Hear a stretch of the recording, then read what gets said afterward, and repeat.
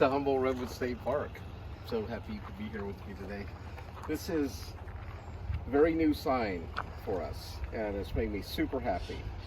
It starts with a land acknowledgement. They've asked us to do all our tours to let you know whose land we are on, and this is the Sinkyone Lollencock's land. I'm doing a tour. If you want to join us, you're welcome to come.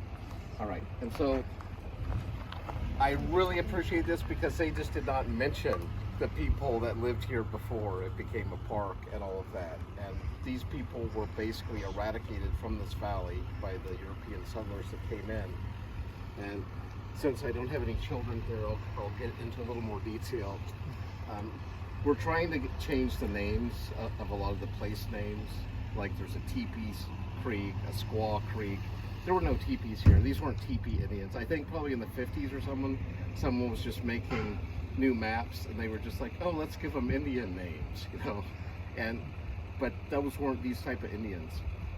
But the Lollencock lived. This Bull Creek used to be called Lollencock Creek, and the Eel River used to be called the Sinkyone River, named after these people. And they didn't even have a word in their language for starvation. There was so much plenty here. And even though there were a lot of different bands, they would, kind of like the river valleys, like from the top of each ridge down to the water, that was your valley. And if you went over the ridge, you knew you were in your neighbor's valley and you were the guest. But like I said, there was so much plenty, there wasn't a lot of hostility here until the settlers came in. And then they thought the Indians were completely not using the resources of this beautiful place because they weren't doing it like Europeans did it. They weren't farming, they weren't cutting down the trees, they were simply living off the fish in the rivers and the acorns and the elk. And another thing the Indians would do here is they would intentionally burn these forests every 8 to 20 years. And that's what kept them so open and park-like, because you don't get all the little suckers coming in. But after they'd taken the salmon, cut down the trees, there's no more food, these poor starving Lollencock along this creek, Bull Creek today, killed one of the settlers' bulls, and in retaliation they killed 300 of the Indians that lived here, and then took the rest and put them on these rancherias. And so they're finally acknowledging this. We actually have some helping with the park now.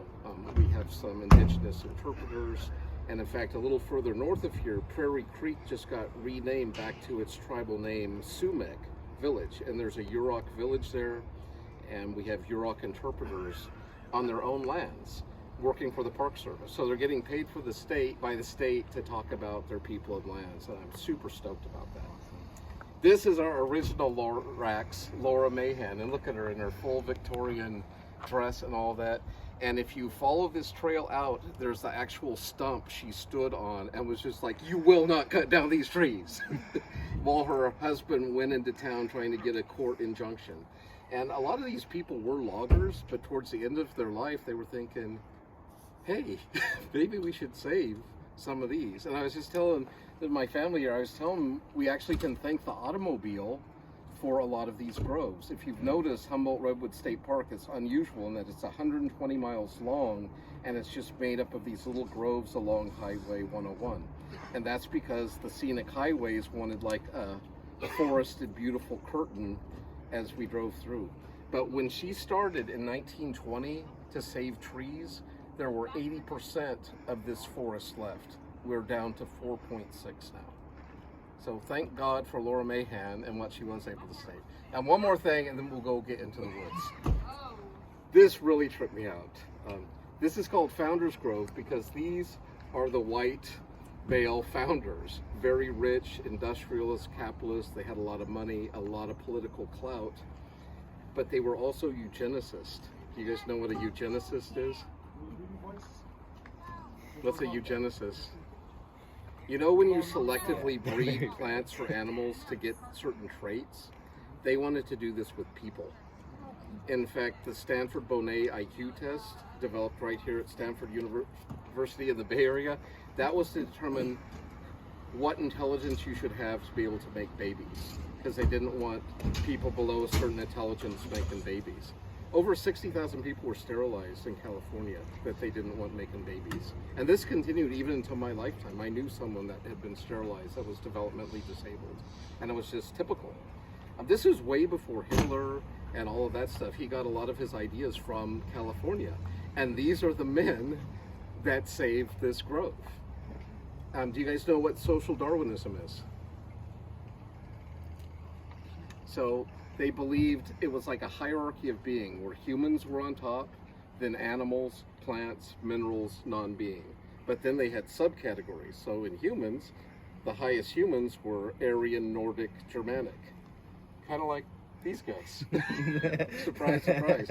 Then you got the Slavic, the Celtic people, like my family, the Slavic people, Semitic people, East Indians, and then you get into the Asiatic people, and then into the African people, then the indigenous people.